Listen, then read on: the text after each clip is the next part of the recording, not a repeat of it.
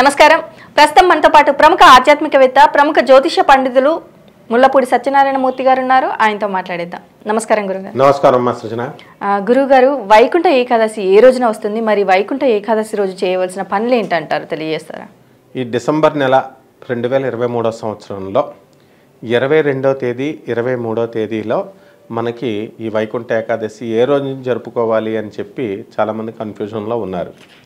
దాన్ని తిరుమల తిరుపతి దేవస్థానం వాళ్ళు దాని మిగతా క్యాలెండర్ వాళ్ళు 23వ తేదీ ఏకాదశి, వైకుంఠ ఏకాదశి అని డిక్లేర్ చేశారు.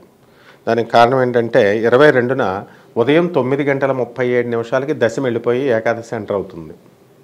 ఆ మర్నాడంతా కూడా మనకి ఏకాదశి ఉదయం 7:53కి వెళ్ళిపోతుంది అనమాట. 23వ తేదీన సూర్యోదయం అయ్యేటప్పుడు ఏ తిథి అయితే ఉంటుందో ఆ రోజు ఆ తిథి కింద లెక్క నార్త్ ఇండియాలో కానీ మన వైష్ణవులు కానీ పాటించేది. కాబట్టి ఇది వైష్ణవ సాంప్రదాయం, కాబట్టి వైష్ణవ సాంప్రదాయంతో కూడినటువంటి పండగ కాబట్టి మనకి ఈ వైకుంఠ ఏకాదశి 23వ తేదీ అని డిక్లేర్ చేయడం జరిగిందమ్మా. మరి అలాగే ఈ రోజు చేయవలసిన పనులు ఏంటంటారు? ఈరోజు వైకుంఠ ఏకాదశి అంటే దీన్నే ముక్కోటి ఏకాదశి అని కూడా అంటారనమాట. ఈ ఏకాదశి రోజున శ్రీ మహావిష్ణువు నిద్రలేస్తాడు. ఇంతవరకు కూడా దక్షిణాయనంలో మనకి జరుగుతూ వచ్చింది. స్వర్గద్వారాలన్నీ కూడా మూసేసి ఉంచబడతాయి. ఆ తర్వాత మనకి ఈ యొక్క స్వర్గద్వారాలు తెరచబడతాయి అన్నమాట. కాబట్టి మనము శ్రీ మహావిష్ణువు ఏం చేస్తాడు, మరి దేవుడు నిద్రపోవడం ఏమిటండి అని సందేహం రావచ్చు. దేవుడు తత్వములో శివతత్వం మేల్కొని ఉంటుంది, జాగృతమై ఉంటుంది. ఆ శివతత్వం పరిపాలిస్తుంది అన్నమాట. ఆ తర్వాత ఆ దక్షిణాయన కాలం అంతా కూడా అప్పుడు శ్రీ మహావిష్ణువు నిద్రపోయిన టైంలో ఇప్పుడు శ్రీ మహావిష్ణువు నిద్రలేస్తాడు, లేచి సృష్టి కార్యాన్ని ప్రారంభిస్తాడు. ఈ రోజున ఉత్తర దిక్కుగా మనము దర్శనం చేసుకోవాలా అంటే ప్రతి గుడిలో తూర్పున ఒక ద్వారం ఉంటుంది, ఉత్తరంన కంపల్సరీ ఒక ద్వారం ఉంటుంది. ఇక దక్షిణం ఇవన్నీ 4 వైపులా ఉంటాయి. కానీ ముఖ్యంగా ఈ తూర్పు ఉత్తర ద్వారాలు మనం తీసుకుంటాం. ఉత్తర ద్వారంగా ఆ రోజు లోనకి వెళ్ళి స్వామివారి దర్శనం చేసుకోవాలని అందరూ కూడా కోరుకుంటారనమాట. అందువల్లనే ఈ మనకి తిరుమల తిరుపతిలో కూడా చక్కగా ఉత్తర ద్వార దర్శనం అని చెప్పేసి పెడతారు. దానికి నిమిత్తం ఏంటంటే లక్షల మంది జనం పబ్లిక్ వెళ్ళిపోతారు. దీనివల్ల అస్సలు గుడి ఖాళీ ఉండదు. ముందే వాళ్ళు అపాయింట్మెంట్స్ అన్నీ కూడా తీసుకుంటారు, దర్శనం టికెట్లు అవన్నీ కూడా. అలాగే తెలంగాణ కానీ ఆంధ్ర రాష్ట్రంలో కానీ మొత్తం ఏ మహావిష్ణువు దేవాలయాలు ఖాళీలు ఉండవు. ముఖ్యంగా శ్రీ వెంకటేశ్వర స్వామి కాకుండా మనం శ్రీకృష్ణుడి దేవాలయాలు, శ్రీరామచంద్ర ప్రభు దేవాలయాలకు కూడా వెళ్ళొచ్చు అనమాట. ఏ గుడిలో ఖాళీలు ఉండవు. అందువలన మనము ఈ యొక్క శివాలయాలు ఉంటాయి, చక్కగా శివాలయాలకు వెళ్ళొచ్చు. స్వామి శివతత్వమైన విష్ణుతత్వమైన ఒకటే. ఉత్తర దిక్కుగా శివతత్వానికి వెళ్ళొచ్చు, శివాలయానికి ఎవరు వెళ్ళరు. కాబట్టి ఈ యొక్క శ్రీ మహావిష్ణువు మరి ఒక కథ ప్రకారం ఏమిటంటే 3 కోట్ల మంది దేవతలతో శ్రీ మహావిష్ణువు భూమి మీదకు వస్తాడని ఒక కథ అనమాట. అంటే ఆ రోజు మరి మనకి 33 కోట్ల మంది దేవతలు అంటారు కదండి, 3 కోట్ల దేవతలు ఏంటండి అని అడగచ్చు. సంస్కృతంలో సహస్రము అంటే 1000 అని కాదు అర్థం. మనం పురుష సూక్తంలో శ్రీ మహావిష్ణువుకి సహస్రాక్ష సహస్రపాత్ అంటాం.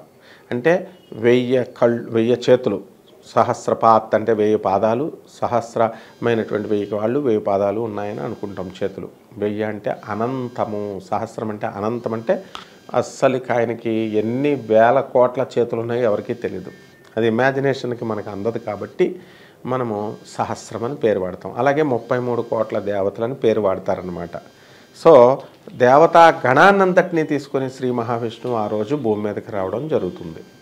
ఈ రోజున ఏం చేయాలి, ఉదయమే చక్కగా తెల్లవారుజామున సూర్యోదయానికి ముందే మా భక్తులంతా కూడా లేచి చన్నీళ్లతో తలంటు స్నానం చేసి, ఆరోగ్యం పర్మిట్ లేని వాళ్ళు వేడి నీళ్ళు అవన్నీ చేసుకోవచ్చు. చేసుకుని తర్వాత ఈ యొక్క శ్రీ మహావిష్ణువు గుళ్ళకి వెళతారు. అయితే గుళ్ళకి వెళ్ళలేనటువంటి వాళ్ళు ఉంటారు చాలామంది, పాపం వృద్ధులు, వికలాంగులు, తర్వాత నీరసం, ఏజ్ పెరిగే కొద్ది నీరసం వస్తుంది. అటువంటి వాళ్ళని మరి మన వాళ్ళు రెచ్చగొడుతూ ఉంటారన్నమాట. మా లెక్చరర్ అయినటువంటి ప్రొఫెసర్ అనంతలక్ష్మి గారు ఆమె తన ఒక ఇంటర్వ్యూలో చెప్తారు, వాళ్ళు వెళుతూ వాళ్ళు చెడిపోకుండా మనల్ని కూడా చెడగొడతారు. ఎట్లా? దేవాలయంలో శక్తి ఉంటుంది, తప్పకుండా శక్తి ఉంటుంది అని చెప్పి ఆవిడ, మేము వెళ్ళొచ్చాం మీరు వెళ్ళలేదా అని చెప్పి మన మనోభావాల్ని ఏదో మనం తప్పు చేసామన్నట్టుగా ఆ భావాలు కల్పిస్తారు అని అలా అడుగుతారని చెప్పి సరదాగా అంటున్నాము. అది నిజం, వాస్తవం. ఏంటంటే దేవాలయానికి వెళ్ళాల్సినటువంటి అవసరమే లేదు. ఆ రష్లో వెళ్తే తొక్కి తొక్కి పచ్చడి చేసేస్తారనమాట. వైకుంఠం డైరెక్ట్ వచ్చేస్తుంది టికెట్గా. అందువలన మనకి ఇంట్లో చక్కగా 4 తలుపులు ఉంటాయి మనకు కూడా, తూర్పు, ఉత్తరం, పడమర, దక్షిణం. లేని వాళ్ళు కంపల్సరీ ప్రతి ఇంటికి కూడా తూర్పు దిక్కు, ఉత్తర దిక్కు ఉంటుంది. అటువంటివి ఆ రోజున ఉత్తర దిక్కుగా మనము లేచి తలుపు తీసుకొని ఆ ఉత్తర దిక్కుగా మనం దేవుని గదిలోకి వెళ్ళి దేవుడికి నమస్కారం చేసుకోవచ్చు. ఆ తర్వాత ఆ రోజు శ్రీ మహావిష్ణువు యొక్క అష్టోత్తరం కానీ సహస్రనామాలు కానీ చేసుకోవచ్చు. శ్రీరామ రక్షాస్తోత్రం చదువుకోవచ్చు. శ్రీకృష్ణ శరణం మమ అనే మంత్రాన్ని మనం చక్కగా పారాయణ చేయొచ్చు. ఓం నమో భగవతే వాసుదేవాయ అనే మంత్రం ఏదో ఒకటి విష్ణు సంబంధమైనటువంటి మంత్రాలన్నీ కూడా జపించవచ్చు. ఇక్కడ మనకి ఈ శ్రీ మహావిష్ణువుకి సంబంధించినటువంటి అద్భుతమైనటువంటి కథ ఉంటుంది. అది ఎంత అద్భుతమైన కథ అంటే, ఈ శివతత్వం వేరు విష్ణుతత్వం వేరు కాదు అని చెప్పేటటువంటి గొప్ప తత్వం. ఈ భక్తులంతా కూడా వేలం వెర్రిగా శ్రీ మహావిష్ణువు వేరు శివుడు వేరు అని చెప్పేసి కార్తీక మాసం మాత్రం అంతా శివుడు, ఇంకా శివుడికి ఊపిరి ఉండనివ్వరు, ఖాళీ ఉండనివ్వరు.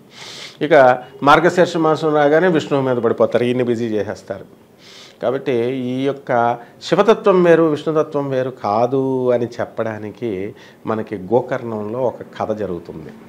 రావణ బ్రహ్మ తపస్సు చేస్తాడు, కఠోరమైన తపస్సు. వాళ్ళ అమ్మ కైకసి, అరే నేను ఇసుకలింగంతో చేస్తుంటే ఆ సముద్రుడు వచ్చి పట్టుకుపోయాడు, నువ్వు అంటే మమ్మీ నువ్వు కంగారు పడుకు, నేను వెళ్ళి నీకు చక్కటి ఆత్మలింగాన్ని తెచ్చేస్తాను. ఆత్మలింగం అంటే శివుడు ప్రాణం, మన ఆత్మ అంటే ప్రాణం అనమాట. లోపల ఆత్మని తీసుకొచ్చేస్తారంటే ఆహా శబ్బాస్రా నువ్వు ఎంత గొప్ప కొడుకురా అని మెచ్చుకుంటుంది. అరే తప్పురా, ఆత్మలింగం తేకూడదని చెప్పలేదు ఆమె. మనవాడు తపస్సు చేస్తాడు, తీసుకొచ్చేసి దేవతలందరూ కంగారు పడిపోతారు. అమ్మో శివుడు ఆత్మనే తీసుకెళ్తే శివుడు ఇంకా అక్కడ ఉండిపోవాలి, శ్రీలంకలో ఉండిపోవాలి, లంకలో. కాబట్టి దీన్ని మాయోపాయంతో వీళ్ళు ఏం చేస్తారు, వినాయకుడిని రెచ్చగొడతారు. చిన్నపిల్లల్ని మనం రెచ్చగొడితే రెచ్చిపోతారు కదా తొందరగా. చూసావా వినాయక, నీకు ఫస్ట్ పూజ చేయలేదు, నువ్వు విఘ్నాలకి అన్నింటికి ఫస్ట్ పూజకి నీకే ఇవ్వాలి కదా. రావణాసురుడు నిన్ను అసలు లెక్క చేయకుండా నిన్ను ఓవర్టేక్ చేసేసి అండ్ డైరెక్ట్ శివుడికి చేసేస్తే మీ డాడీ ఏమో ఇచ్చేసాడు ఆత్మలింగం అంటే, మరి ఏం చేద్దాం అని అంటే, మీ డాడీ ఇంకా అక్కడే ఉండిపోవాలా, నీకు ఇంకా డాడీ ఉండడు కైలాసంలో, మీ మమ్మీ కూడా మీ డాడీ ఉండకుండా ఉండాలి అని చెప్పి రెచ్చగొడితే, అప్పుడు నేనే వస్తాను అని చెప్పి ఒక చిన్న బాలుడు రూపంలో ఈ వినాయకుడు ఏం చేస్తాడు, వచ్చేసి ఈ రావణ బ్రహ్మ ఎంత కఠోరమైనటువంటి భక్తుడు అంటే ఉదయము సాయంత్రము సంధ్యా సమయం సూర్య అర్ఘ్యం వదులుతాడనమాట. అప్పుడు మధ్యాహ్నం టైం అయింది.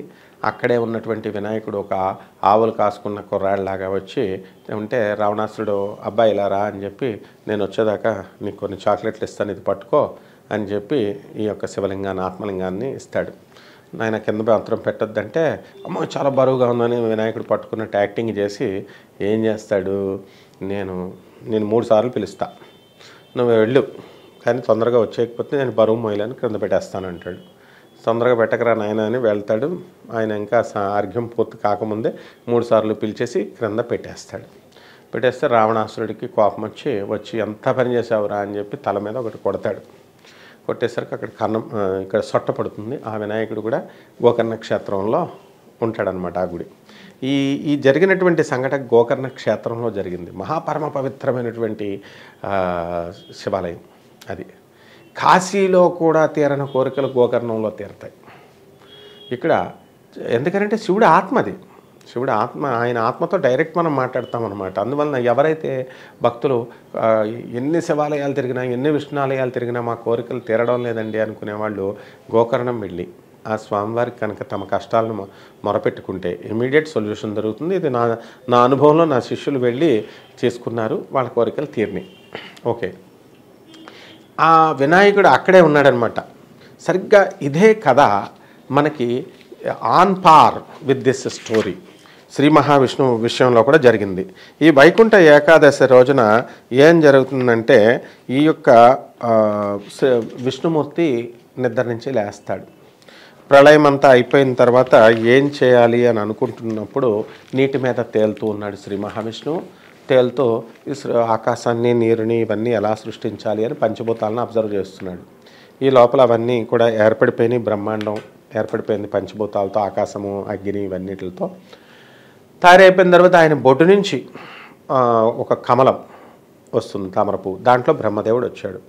ఈయనకి బ్రహ్మదేవుడికి మొత్తం సమస్తము అన్నీ కూడా బోధించాడు, అన్ని శాస్త్రాలు, రహస్య శాస్త్రాలు, వేదాలన్నీ కూడా. కానీ బ్రహ్మదేవుడికి జ్యోతిష్ శాస్త్రం అబ్బలేదు, అర్థం కాలేదన్నమాట. మరి ఈ మధ్యకాలంలో జ్యోతిష్ శాస్త్రాన్ని అవహేళన చేస్తూ వీళ్ళందరూ పండితులు, జ్యోతిష్యులు అని చెప్పుకునేటటువంటి వాళ్ళంతా కూడా మరి క్రికెట్ ఈ బ్యాచ్ ఇది గెలుస్తుంది, లేకపోతే ఈ రాజకీయ పార్టీ వస్తుందని చెబుతున్నారు. అసలు ప్రతిపక్షం అనేటటువంటి వాళ్ళల్లో ఉన్న వాళ్ళు కూడా గవర్నమెంట్ శాలరీస్ డ్రా చేస్తున్నారు. ఎంపీ, ఎమ్మెల్యే అంటే గెజిటెడ్ ర్యాంక్, అది అంటే గ్రీన్ ఇంక్తో పెడతారు వాళ్ళు సైన్లు యాజ్ గెజిటెడ్ ఆఫీసర్. ఇండియన్ గెజిట్లో ఎలాగైతే మన పేరు ఉంటుందో వాడే గెజిటెడ్ ఆఫీసర్, ఆ గెజిట్లో వాళ్ళ పేరు ఉంటుంది. కాబట్టి వాళ్ళు గవర్నమెంట్ నుంచి శాలరీ తీసుకుంటున్నారు. ఈ గవర్నమెంట్ ఫారం చేసిన వాళ్ళు కూడా గవర్నమెంట్ నుంచి శాలరీ తీసుకుంటున్నారు. అంటే ఇద్దరు కూడా ప్రభుత్వంలో ఉన్నారు, పేరుకు మాత్రమే ప్రతిపక్షము, అధికార పక్షం అని. కనీసం ఆ మాత్రం ఇంగిత జ్ఞానం కూడా లేకుండా ఈ జ్యోతిష్కులు వాడు గెలుస్తాడు, ఈ పార్టీ గెలుస్తుందని వీళ్ళు చెప్తారు సొల్లు కబుర్లు. అండ్ పోనీ ఇప్పుడు 290 మంది పోటీ చేస్తున్నారనుకో, వాళ్ళందరి జాతకాలు తీసుకోవాలి, వీళ్ళు ప్రత్యర్థుల జాతకాలు తీసుకోవాలి. అందరి టాలీ చేసిన తర్వాత అప్పుడు మనం వీళ్ళు గెలుస్తారని చెప్పాలి. ఎంత ఎక్సర్సైజ్ చేయరు, నాకు ఆ మినిస్టర్ తెలుసు, ఈ మినిస్టర్ తెలుసు, వీడి డేట్ ఆఫ్ బర్త్ తెలుసు అని చెప్తారు, అంతా సొల్లే. కాబట్టి ఈ విధంగా జ్యోతిష శాస్త్రాన్ని అవహేళన చేస్తారు, తప్పుగా ప్రెడిక్షన్స్ ఇస్తున్నారు వీళ్ళు. అలాగే ఈ యొక్క క్రికెట్ మ్యాచ్లో కూడా ఆస్ట్రేలియా కేవలం మ్యాచ్ రాసి లేకపోతే ఇదని, అలాంటి వాళ్ళకందరికీ కూడా మా మిత్రుడైనటువంటి గోగినేని బాబుకి అవకాశం ఇచ్చేస్తున్నారు. ఆయన ఎప్పుడు దొరుకుతారా అని చూస్తూ ఉంటాడు అనమాట. జ్యోతిష్ శాస్త్రంలో తప్పు ఎప్పుడు చెప్తారా పండితులు అని. వీళ్ళకి బుద్ధి లేదు, ఆయనకి బుద్ధి లేదు. వచ్చేస్తారు, ఆయన మొత్తం సైన్స్ అంతా నాకే తెలుసు, డాక్టర్ డాక్టర్ డాక్టర్ అని చెప్పి నొక్కి చెప్తూ ఉంటాడు. ఆయనకి డాక్టరేట్ రాలేదని ఇంకెవరికి రాలేదని ఆయన అసూయ. సో ఈ విధంగా ఈ జ్యోతిష శాస్త్రం అంటే అంత ఈజీ శాస్త్రం కాదు. బ్రహ్మదేవుడికి అబ్బలేదు. బ్రహ్మదేవుడికి అబ్బకపోతే అప్పుడు శ్రీ మహావిష్ణువు ఏం చేస్తాడంటే ఒక ప్రణవస్వరూపుడైనటువంటి ఆ శ్రీ మహావిష్ణువు అక్కడ ఒక విమానాన్ని సృష్టించుకుంటాడు. విమానంలో ఆయన వెళ్ళిపోతాడు. వెళ్ళిపోతే బ్రహ్మ ఏం చేస్తాడు, ఈ విమానాన్ని తీసుకొని వైకుంఠ విమానం అంటారు దాన్ని. విమానాన్ని ఇక్కడే శాశ్వతంగా ఇక్కడే ఉండిపోండి భూలోకంలో అని చెప్పి బ్రహ్మదేవుణ్ణి ఈ విగ్రహాలతో శ్రీ మహావిష్ణువును ప్రార్థిస్తాడు. ఇప్పుడు చూడండి, ఈ విమానం ఏమైంది అంటే శ్రీ మహావిష్ణువు బ్రహ్మదేవుడికి బోధించేసి విమానం ఎక్కేసి వెళ్ళిపోయాడు కదా, ఆ విమానాన్ని వైకుంఠ విమానము అంటారనమాట. ఆ విమానము సూర్య వంశ క్షత్రియులైనటువంటి ఇక్ష్వాకులకి, అంటే శ్రీరామచంద్రుడి వంశం వాళ్ళకి వెళ్ళిందనమాట. ఆ విమానాన్ని ఇస్తారు, దానికి బహుమానంగా ఇవ్వబడిందనమాట. ఈ ఇక్ష్వాకులు ఏం చేస్తారు, ఈయన దాన్ని తమ రాజధాని అయినటువంటి అయోధ్యలో ఆ విమానాన్ని ఉంచుకొని చక్కగా దానికి పూజలు పునస్కారాలు చేస్తున్నారు. అది కాలక్రమేణా శ్రీరామచంద్రమూర్తి చేతికి వచ్చేసింది, రాముడు వచ్చాడు కాబట్టి, అవతరించాడు కాబట్టి. చూడు, ఆ మహావిష్ణు విమానమే మళ్ళీ రామచంద్రుడి చేతికి వచ్చింది. ఇప్పుడు ఏమవుతాడు, ఈ శ్రీరామచంద్ర ప్రభు యహలోక యాత్ర ముగించుకున్నప్పుడు ఈ విమానాన్ని విభీషణుడికి ఇస్తాడు. విభీషణ మిత్రమా, నువ్వు నాకు చాలా సహాయాలు చేసావు కాబట్టి ఈ విమానాన్ని నువ్వు తీసుకొని వెళ్ళిపోయి చక్కగా దీన్ని నువ్వు అవతారం నేను చాలిస్తున్నాను, నువ్వు పూజ చేసుకో, లంకలో పెట్టుకో అని చెప్పేసి ఇచ్చేస్తే ఈయన లంక తీసుకెళ్తూ ఉంటాడు విభీషణుడు. Same story repeat again. వినాయకుడు మోసం. ఈ వినాయకుడు ఏం చేస్తాడు, అక్కడ ఒక వినాయకుడి గుడి ఉంటుంది. ఎక్కడ శ్రీరంగంకి దగ్గరలో, శ్రీరంగంలో ఉన్నటువంటి క్యాంపస్లో. అక్కడ ఈ యొక్క వినాయకుడు బయటకు వచ్చి ఏం చేస్తాడు, ఈ విమానాన్ని, ఈ విభీషణుడు కూడా మహాభక్తుడు, అతను కూడా శివభక్తుడు. ఆయన సూర్య అర్ఘ్యం, వాడు శివభక్తుడైనా విష్ణు భక్తుడైనా సూర్యనారాయణమూర్తికి అర్ఘ్యం వదులుతారనమాట. మధ్యాహ్నం అయ్యేసరికి అర్ఘ్యం వదలడానికి వెళ్తుంటే ఈ కుర్రాడు రూపంలో అక్కడ కనబడతాడు. ఈ విమానాన్ని నువ్వు పట్టుకోరా నాయన అని చెప్పేసి ఈ విమానాన్ని విభీషణుడు అతనికి ఇస్తాడు. ఇస్తే ఆ కింద పెట్టొద్దంటే వినాయకుడు సేమ్ అక్కడ జరిగిన లంకలో జరిగిన స్టోరీలాగే ఈ గోకర్ణంలో జరిగిన స్టోరీలాగే ఇది అక్కడ పెట్టేస్తాడు. ఆ ప్లేసు సరిగ్గా సంధ్య వార్చుకొని మన విభీషణుడు వచ్చేసరికి ఇక్కడ ఆదరాబాదరాగా వచ్చేసరికి ఆ కుర్రాడు పారిపోయాడు. ఆ కుర్రాడు ఎవరండి అంటే ఆ శ్రీరంగ గుడిలో ఉన్నటువంటి ఈయనే అనమాట, ఆ వినాయకుడే. కాబట్టి దాక్కున్నాడు. అప్పుడు ఆ విమానాన్ని అక్కడ నెలకొల్పడానికే ఇవన్నీ కూడా చేసినటువంటి లీలలు. ఈ మోసం విభీషణుడు తెలుసుకున్నాడు. కోపం వచ్చింది. కోపం వచ్చి వినాయకుడి గుడిలోకి వెళ్ళి అతని తల మీద ఒక పెద్ద దెబ్బ కొట్టాడు. ఆ దెబ్బకి అతనికి ఒక సొట్ట పడింది. ఇప్పుడు కూడా ఆ గుడిలో ఆ వినాయకుడి సొట్టను మనం చూడొచ్చు అనమాట. దీన్నే తమిళనాడులో మనము ఏమంటాం, వచ్చి పిళ్ళియార్ కోవిలా అని పిలుస్తాం. ఇప్పుడు ఆ గుడి ఫేమస్ గుడి, అందరూ వెళ్ళి చూసుకోవచ్చు శ్రీరంగంలో. అలాగే వినాయకుడిని కొట్టి ఏం చేశాడండి, విభీషణుడు తిరిగి విమానం దగ్గరికి వచ్చేసి రంగనాథ స్వామిని తనతో రమ్మన్నాడు. ఆ విమానంలో రంగనాథ స్వామి ఉన్నాడు కదా, ఉంటే రమ్మంటే స్వామి నేను ఇక్కడే ఉండిపోతానని చెప్పాడు. అదే శ్రీరంగం అనమాట మనకి. ఆయన రాడు. అయితే ఏడాదికి ఒకసారి మాత్రం వచ్చి తనని ఆరాధిస్తూ ఉండునాయన అని చెప్పి విభీషణుడికి స్వామి ఆజ్ఞాపిస్తాడు. కాబట్టి విభీషణుడు సరేనని చెప్పేసి వెళ్ళిపోతాడు. విభీషణుడు ఉన్నంతకాలం కూడా ఆయన వచ్చి ఈ యొక్క శ్రీరంగనాథుడిని ఆ విమానంలో పూజ చేసి వెళ్తాడనమాట.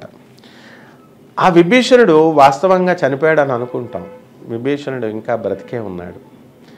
ఇప్పుడు అశ్వత్థామ చనిపోయాడు అనుకుంటాం. అశ్వత్థామ చిరంజీవి అని అందరికీ తెలుసు, ద్రోణాచార్యుడి కొడుకు.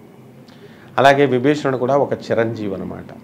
ఇప్పుడు కూడా ఆ శ్రీరంగం వచ్చి స్వామివారిని సంవత్సరానికి ఒకసారి వచ్చి ప్రార్థిస్తూ ఉంటాడు. శ్రీరంగంలో సప్త ప్రాకారాల్లో చాలా లోపల ప్రాకారంలో విభీషణుడి గుడి కూడా ఉంటుందన్నమాట. ఒక చిన్న దేవాలయం ఇప్పుడు కూడా ఉంది. ఏడాదికి ఒకసారి విభీషణుడు వచ్చి శ్రీరంగనాథుడిని పూజిస్తాడని చెప్పి చెబుతారన్నమాట. దీన్ని విభీషణ ఆరాధన అని పిలుస్తారు. శ్రీరంగనాథ స్వామి ఎల్లప్పుడూ కూడా దక్షిణాభిముఖుడై, అంటే దక్షిణం వైపు తిరుగుతూ ముఖం పెట్టి ఉంటాడు. తన ముఖ్య భక్తుడైనటువంటి విభీషణుని ఆశీర్వదిస్తూ ఉంటాడు. కాబట్టి నడుమ సప్త ప్రాకారాభ్యంతరంలో శ్రీరంగనాథుని దేవాలయం ఉంది. ఈ విధంగా శ్రీరంగం యావత్తు ఈ 7 ప్రాకారాల నడుమనే ఉంది. దీన్నే భూవైకుంఠం అని ప్రసిద్ధి అన్నమాట. భూవైకుంఠం అనేటటువంటి ప్రసిద్ధి కలిగినటువంటి శ్రీరంగంలో వైకుంఠ ఏకాదశి ఉత్సవం ఏటేటా చాలా ఉల్లాసంగా ఉత్సాహంగా జరుగుతుంది. ఇదమ్మా శ్రీరంగంలో జరుగుతుంది, తిరుపతిలో జరుగుతుంది, శ్రీ మహావిష్ణు దేవాలయాలు ఎక్కడైతే ఉన్నాయో అక్కడ జరుగుతుంది. వెళ్ళలేనటువంటి వాళ్ళు బాధపడాల్సినటువంటి అవసరం లేదు. చక్కగా శ్రీ మహావిష్ణువుకి ఇంట్లో అర్చన చేసుకుంటే చాలు. మరి రద్దీ బీభత్సంగా ఉందండి అని అనుకునేటటువంటి వాళ్ళు శివస్య హృదయం విష్ణు, విష్ణోశ్చ హృదయం శివ అని శివుడే విష్ణువు, విష్ణువే శివుడు. శివుడి హృదయంలో విష్ణువు ఉంటాడు, విష్ణువుడి హృదయంలో శివుడు ఉంటాడు. కాబట్టి ఆ రోజు శివాలయానికి వెళ్ళి మిగతా వాళ్ళు వెళ్ళే వాళ్ళని వెళ్ళనియండి. రద్దీలో వెళ్ళే పోటీలో మనం వాళ్ళకి ఏం చెప్పకూడదు, వెళ్ళనియండి. ఎవరైతే నిరాశతో ఉన్నటువంటి వాళ్ళు ఎవరైతే ఉన్నారో, మనం విష్ణుమూర్తిని దర్శించలేకపోయాం ఈ రద్దీలో పోటీలో బాధపడేటటువంటి వాళ్ళకి ఆ రోజున శివాలయానికి వెళ్ళొచ్చు. మరి చక్కగా ఖాళీగా ఉంటాడు శివుడు ఆ రోజు, ఎందుకంటే ఎవరు వెళ్ళరు కదా. కాబట్టి ఇమీడియట్ మనల్నే చూస్తాడు. తొందరగా ఫస్ట్ అక్కడ విష్ణుమూర్తి కొన్ని లక్షల మందిని చూసి వరం ఇవ్వాలి ఆయన. ఇక్కడ శివుడు డైరెక్ట్ నా కోసం ఎవడు రావట్లేదు, వచ్చినోడికి ఇచ్చేస్తాడు అనమాట. ఈ సూక్ష్మ రహస్యాన్ని తెలుసుకొని శివతత్వాన్ని విష్ణుతత్వం రెండు ఒకటే అని తెలుసుకోవాలా. ఎవరైతే శివుడికి విష్ణువుకి భేదాన్ని చూస్తారో అటువంటి వాళ్ళు డైరెక్ట్ వైకుంఠం కాదు, డైరెక్ట్ నరకానికి వెళ్ళిపోతారు. అదమ్మా. అలాగే గురుగారు, వైకుంఠ ఏకాదశి ఏ రోజున వస్తుంది, మరి అలాగే ఎలాంటి పూజలు చేసుకోవాలి, ఏ ఆలయాలకు వెళ్ళాలి, అలాగే ఆలయాలకు వెళ్ళలేని వారు ఇంట్లో ఏ విధంగా పూజ చేసుకోవాలనేసి చాలా చక్కగా వివరించారు గురువుగారు. విష్ణుతత్వము అలాగే శివతత్వము ఒకటే అని చాలా చక్కగా వివరించారు. ధన్యవాదాలమ్మా.